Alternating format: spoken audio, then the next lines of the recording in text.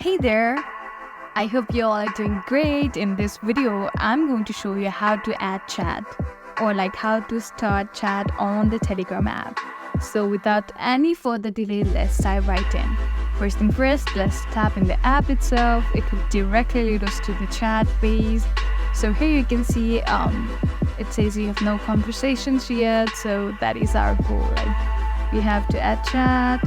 So in order to do that, you can choose anyone's in the contact from here right below, or you can tap in here at the right top corner. You can see this option right here. Let's tap in there, and it will lead you to the contacts, and there are few options there that says you can either create new group by tapping in this option right here, and you can choose a new channel and start a chat right there. So in order to chat, you can simply, for example, let's choose someone from here. That is this one. It says online. So in order to chat, you can simply tap there, and you can type in your messages or whatever you'd like, and that is how you start a chat.